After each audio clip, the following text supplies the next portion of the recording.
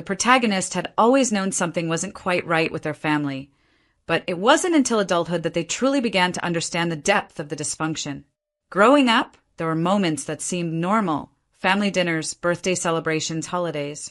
But as time passed, it became clear that these were just fleeting moments, brief windows of happiness that didn't last. The reality of their relationship with their parents was anything but warm or loving. From a young age, the protagonist could sense that they were never the priority. Their parents, particularly their father, always seemed distant, as if their love and attention were reserved for someone else. This became even more apparent as the protagonist grew older and began to recognize the patterns in their family dynamic. There was favoritism, clear, unmistakable favoritism toward the other siblings, with the protagonist always feeling like an afterthought. Flashbacks from childhood kept coming back to haunt the protagonist. The times when they'd sit at the dinner table, trying to impress their father, but it was always their sibling who got the praise, while their efforts went unnoticed. It was the quiet rejection, the way their parents would shut down any of their dreams or ambitions with casual dismissiveness. The protagonist's heart would ache, but they learned to suppress those emotions. After all, wasn't this how families were supposed to be? Weren't they supposed to be there for you, even when they were distant? But no matter how hard they tried, the protagonist couldn't shake the feeling that their parents weren't truly on their side. The endless criticisms, the subtle jabs at their achievements or personality, the sense that nothing they did would ever be good enough, it all began to wear them down. It wasn't just neglect, it was emotional manipulation. Their parents would play the victim, turning everything back on the protagonist. If they questioned their parents' behavior, they were accused of being ungrateful. If they stood up for themselves, they were labeled as rebellious or disrespectful. When the protagonist grew older and had children of their own, they hoped that things might change. Perhaps their parents, now grandparents, would soften. Perhaps they would show up, offer their support, and make up for the years of emotional neglect. It was a naive hope, but one that still lingered despite everything. The protagonist wanted to believe that deep down their parents still cared. The birth of their child was supposed to be the moment when things could finally heal, when the bond of family could strengthen. But as the child's first birthday approached, that old fear began to creep in again. The protagonist hesitated, torn between wanting to maintain familial ties and knowing, deep down, that they were fooling themselves. Should they extend the invitation to their parents, or would it just open old wounds? After all, their parents had shown little interest in their child up to this point. The protagonist had tried to include them, to get them involved, but their parents remained distant. It seemed as though they only cared about the things that benefited them, and this new chapter of the protagonist's life didn't fit into their narrow vision of what mattered. The real blow came when, just days before the birthday celebration, the protagonist's father made his feelings clear. In a cold, detached voice, he said, "We won't recognize this grandchild." The words hung in the air, slicing through the protagonist like a sharp knife. There was no remorse in his voice, no regret, just a statement of finality. It was as though their child, their flesh and blood, didn't matter at all. The protagonist was left speechless, staring at the phone in disbelief, not knowing how to respond. Inside, they felt a mix of anger and sadness, but it was quickly overshadowed by a quiet realization. The realization that they had spent far too long hoping for something that would never come. They had been chasing the approval of people who didn't care, and this was the moment when they had to let go. The emotional conflict within them was overwhelming. Part of them still wanted to fight for their parents' love, but another part of them was tired. Tired of the constant disappointment.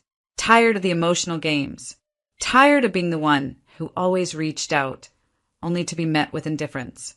As the birthday drew closer, the protagonist couldn't shake the feeling that this was the end of an era. They had tried for so long to make things work, but the constant pain of rejection was no longer something they could bear. It was time to put up boundaries, time to walk away, not in anger, but in quiet dignity. In that moment, the protagonist understood that letting go wasn't just about severing ties with their parents. It was about reclaiming their own life, their own happiness.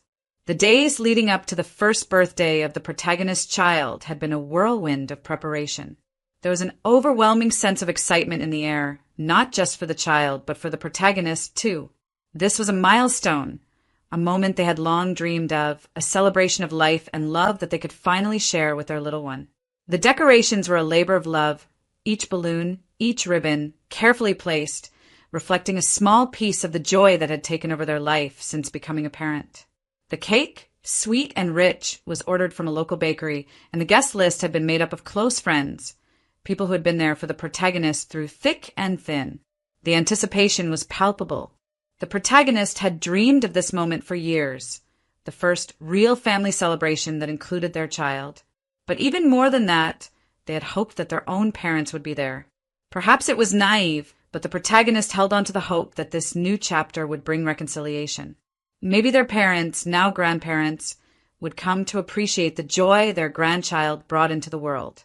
They imagined their parents walking through the door, their faces softening, and their hearts opening to the child they had never truly acknowledged. But then the message came. The protagonist had sent the invitation weeks before, feeling a nervous excitement as they pressed send. After all, they had tried to keep the door open for their parents. Despite everything, they still wanted to believe in the possibility of a family bond. But the response they received shattered that hope. The message from their father was blunt, no room for sentiment, no softness in the words. "We won't recognize this grandchild." It felt like a slap to the face, even though there was no anger in the tone. It was cold, matter of fact. A decision that left no room for negotiation, no possibility of change. As the protagonist read those words over and over again, their heart began to sink. They had known, deep down, that their parents might not show up, but seeing it written so plainly, so decisively, hit harder than they ever could have imagined. The hurt was undeniable, but strangely, it wasn't the only emotion that surged through them.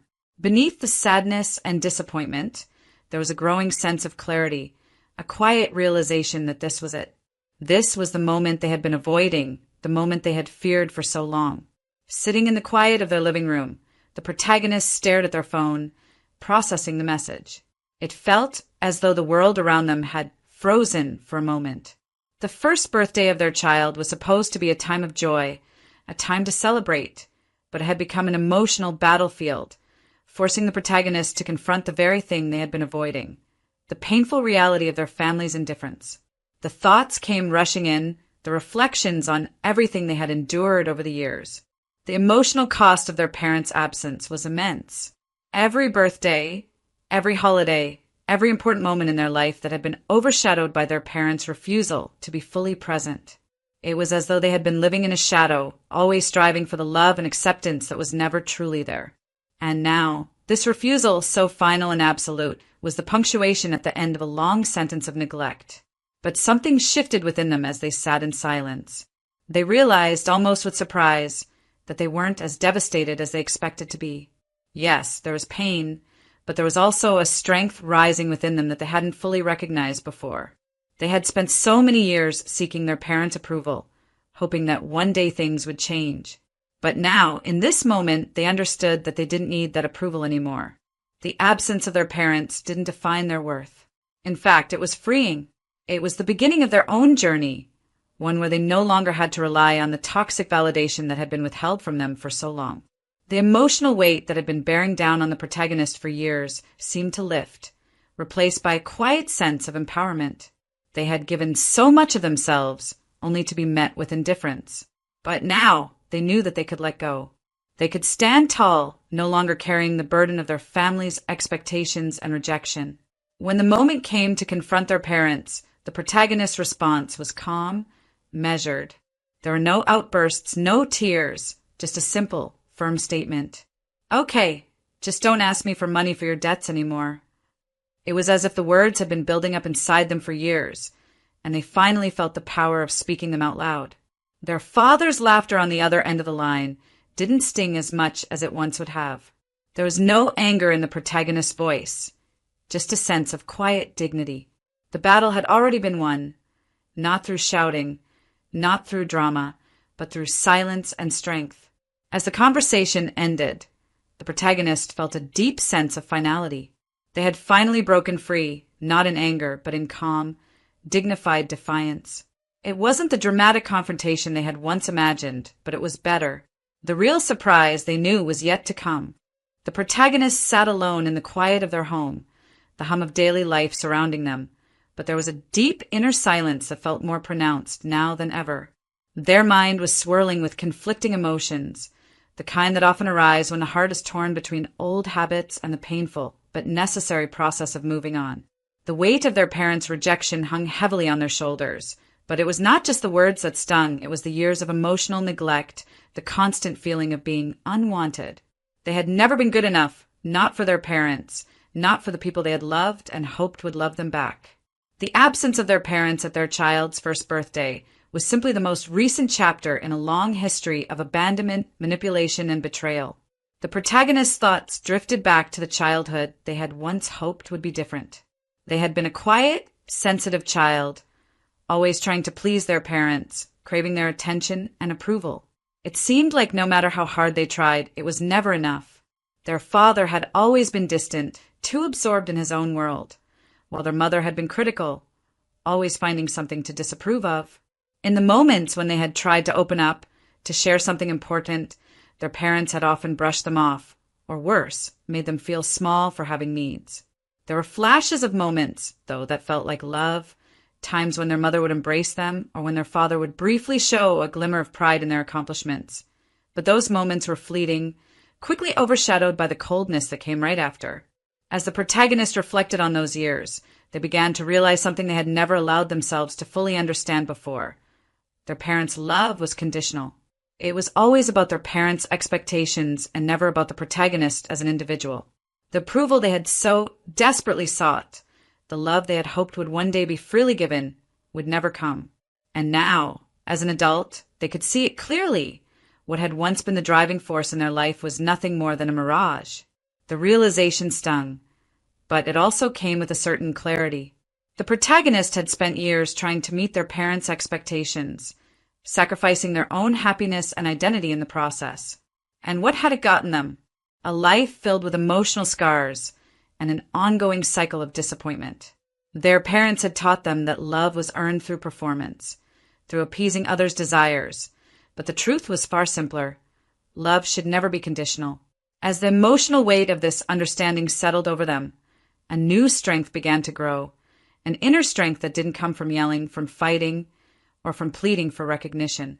No, the strength they felt now came from something deeper, something that had been buried under years of longing and hurt. It came from the quiet dignity of knowing they were enough, just as they were. They no longer needed their parents' approval to validate their worth. In fact, they realized they were better off without it. The internal conflict that had been gnawing at them for days, should they fight back or let go, seemed to dissolve in that moment.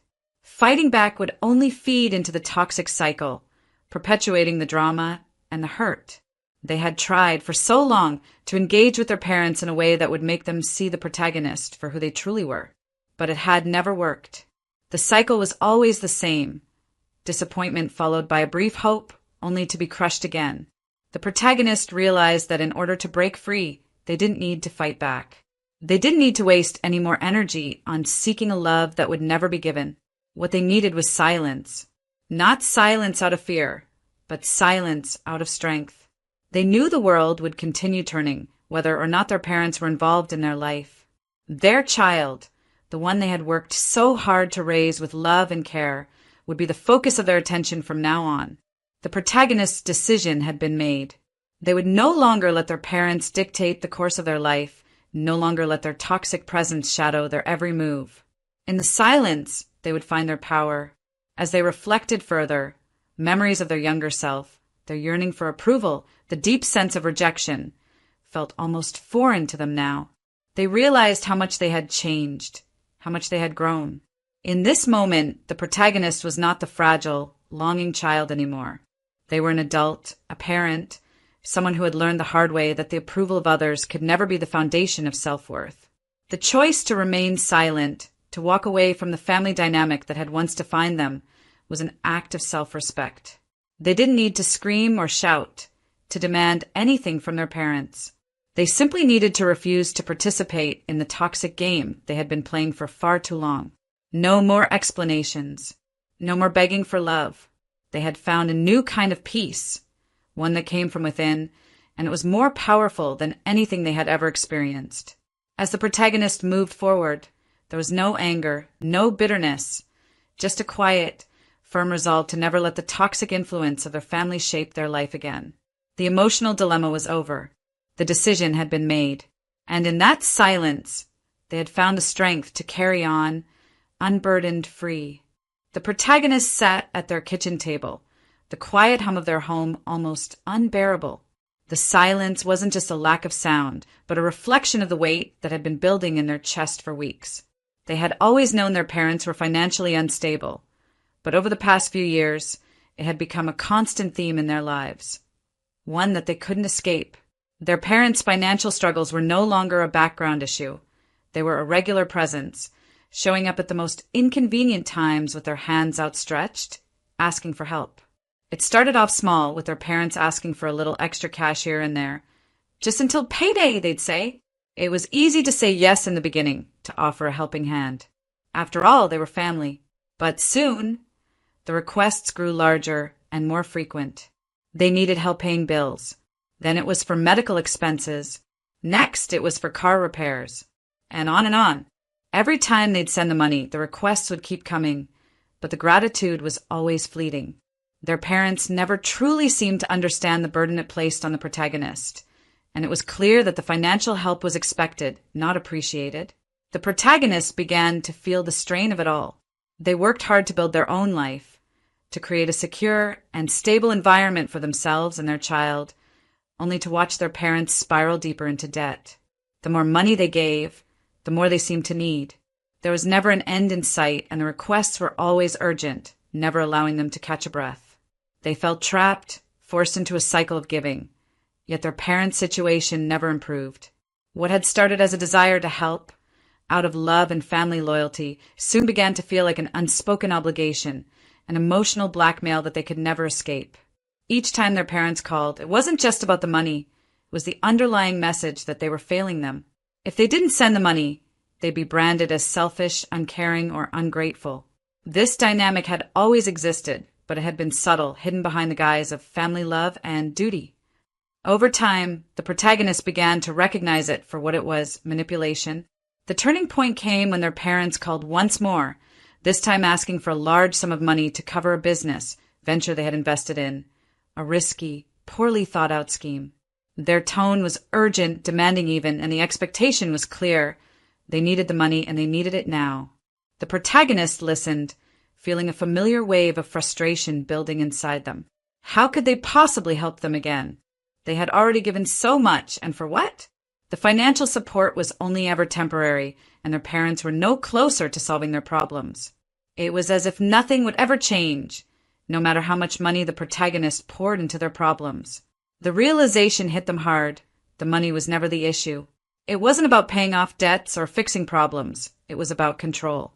Their parents had learned to use money as leverage, a tool to manipulate them into submission. They had always been able to make the protagonist feel guilty, to make them think they were failing as a child, as a family member, whenever they said no. This guilt was the real burden, the one that kept them shackled, unable to break free. The protagonist's mind was made up. This time they would not cave in. They would not let themselves be controlled anymore.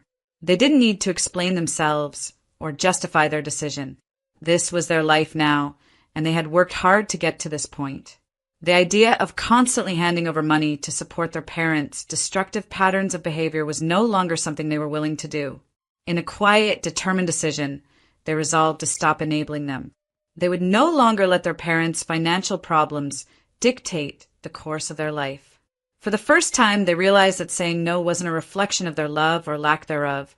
It was a necessary act of self-preservation. They had always felt guilty for not doing enough, for not being able to fix everything for their parents. But now they understood that it wasn't their responsibility to carry their parents' burdens. They had their own family to care for, their own future to build, and they couldn't continue to sacrifice their own stability just to appease them. With this new clarity, the protagonist decided to remain silent, to no longer engage in the emotional back and forth. They would not allow guilt to pull them back into that cycle. They would no longer take on the weight of their parents' problems or let them guilt-trip them into submission. In fact, they had learned that sometimes silence was the most powerful response.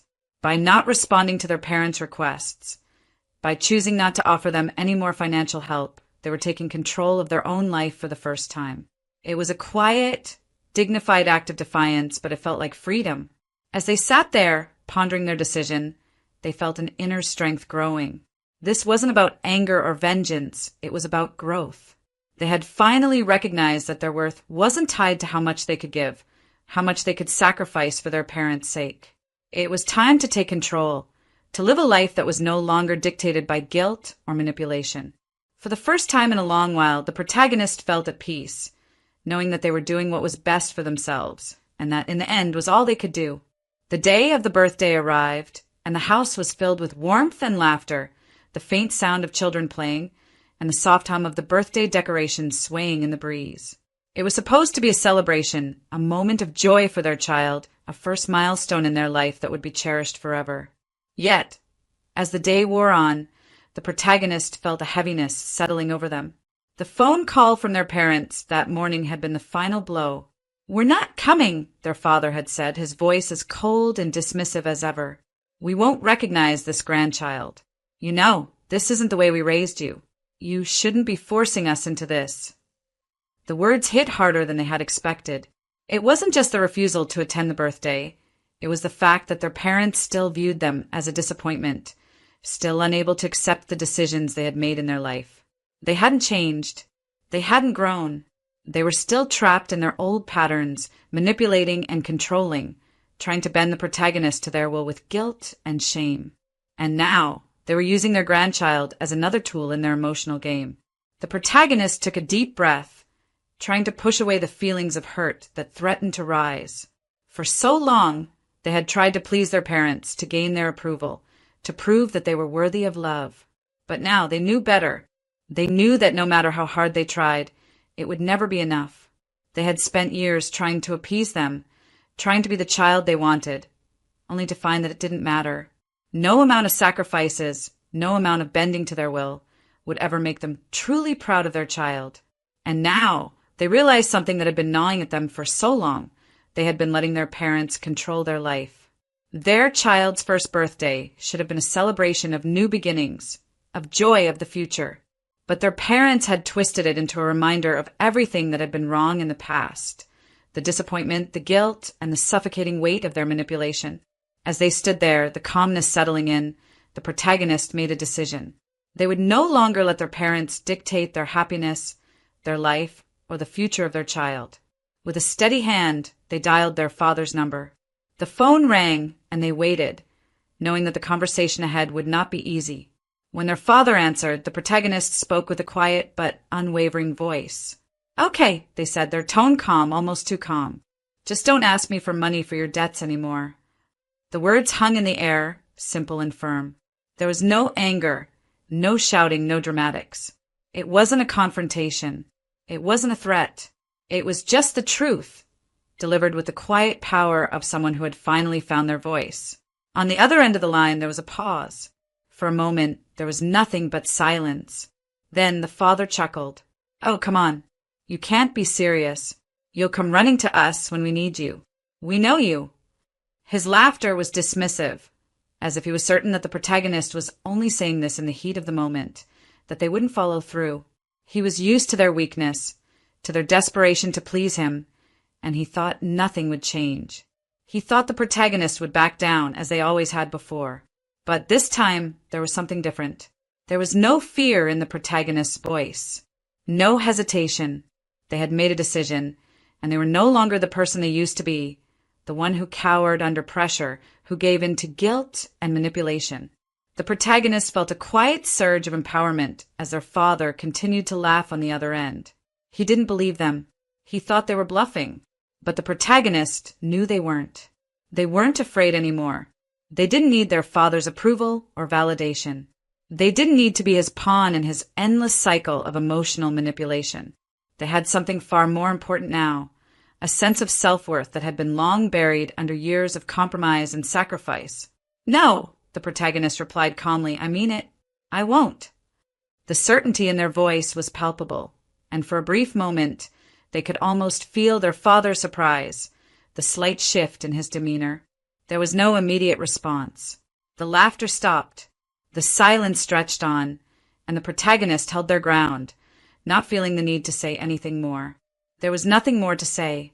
In that moment, the protagonist realized just how far they had come. It wasn't just about money or their parents' refusal to attend their child's birthday. It was about reclaiming their power, their dignity in their own life. They didn't need to fight, didn't need to yell or demand respect. They had already won by simply choosing to stand firm in their decision. They were no longer bound by the toxic ties that had held them captive for so long. They had let go of the chains of guilt, of self-doubt, and of fear.